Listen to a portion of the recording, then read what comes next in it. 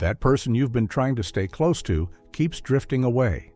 You're trying to force the friendship, trying to make the relationship work, trying to keep the connection alive. But no matter what you do, there's distance, and you think something is wrong with you. Here's what nobody is telling you. God is removing them, and you're fighting against His protection. In the next 9 minutes, I'm showing you the 3 ways God separates you from wrong people. And here's what makes this hard. These aren't bad people. They're just not your people. And the sooner you recognize God's hand in the separation, the sooner you step into the relationships He's been trying to give you all along. See, most Christians think separation is punishment, like God is taking people away to hurt you. Wrong. Separation is redirection. It's God closing doors you keep trying to pry open. It's Him saying, I have something better, but you have to let go of what's blocking it. Proverbs 13 verse 20 says, Walk with the wise and become wise, for a companion of fools suffers harm. God isn't just concerned with who's around you. He's concerned with who's influencing you. And sometimes the removal of the wrong person is the only way to make room for the right one. Way number 1, He removes their peace from your presence. This is the most subtle but most accurate sign. You used to feel fine around them. Conversations flowed. Time together felt easy. But now something shifted. When you're with them, you feel drained, anxious, off. You can't put your finger on it, but there's a heaviness that wasn't there before. That's not you being judgmental. That's the Holy Spirit withdrawing His peace from that connection. Colossians 3 verse 15 says, Let the peace of Christ rule in your hearts. That word rule means to act as an umpire. Peace is God's way of saying safe or unsafe. Go or stop. Stay or leave.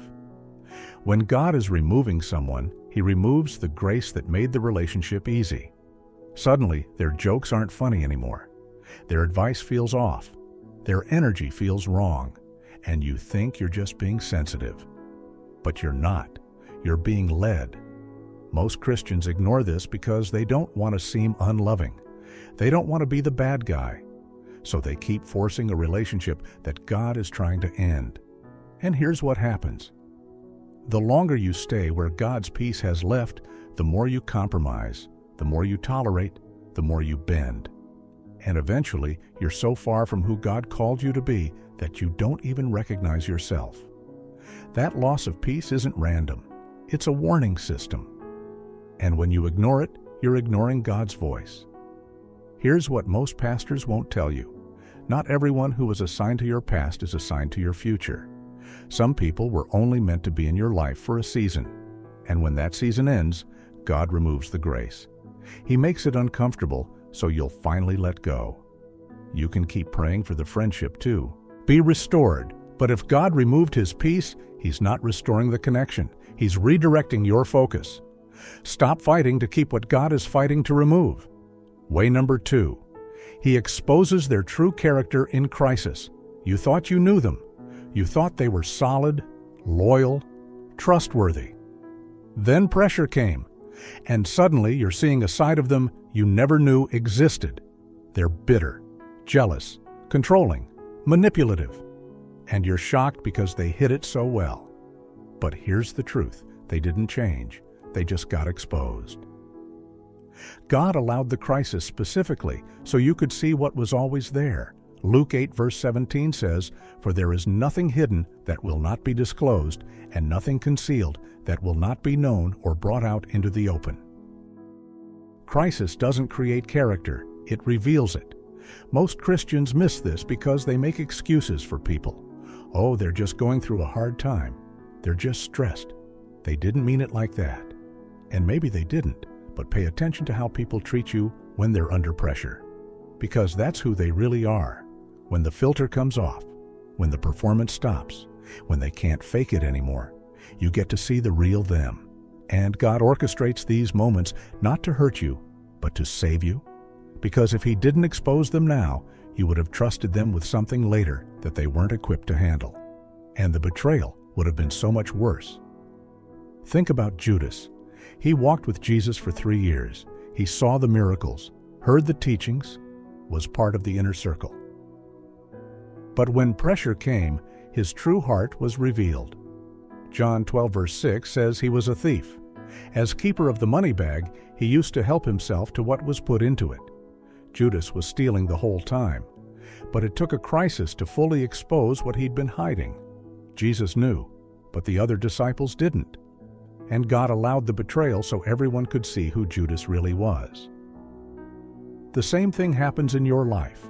God will allow situations that force people to show their hand, and when they do, don't make excuses for them.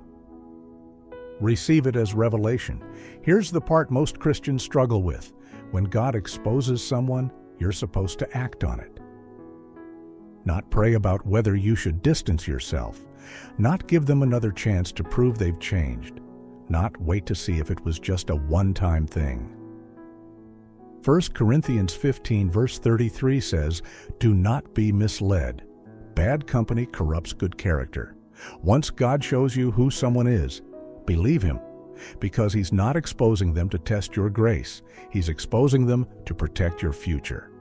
Way number 3, he shifts your season and they can't shift with you. This one is the hardest because it feels like you're leaving people behind.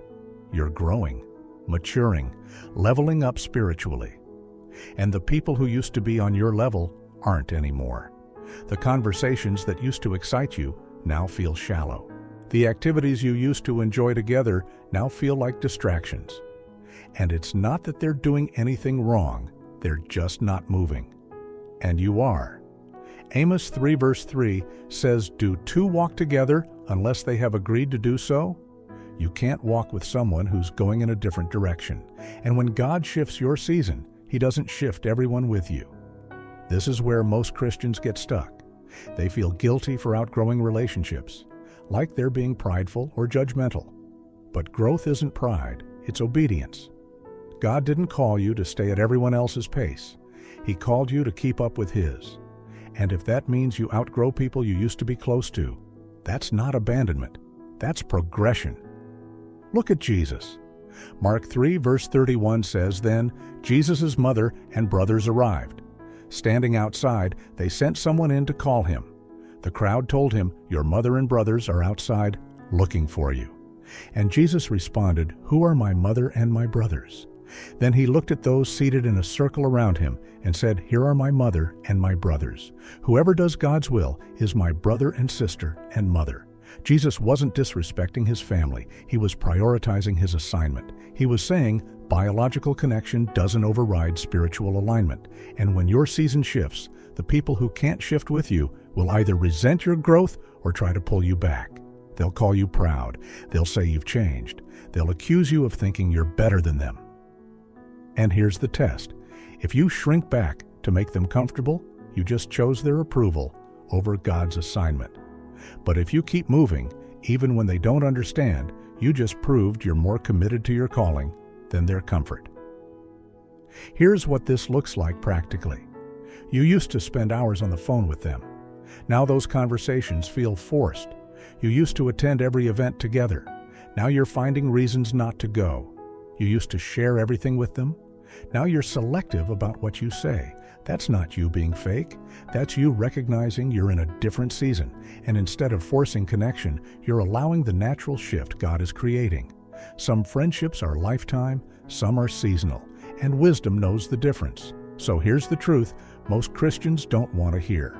Drop the word release in the comments if you just realized who God has been trying to separate you from.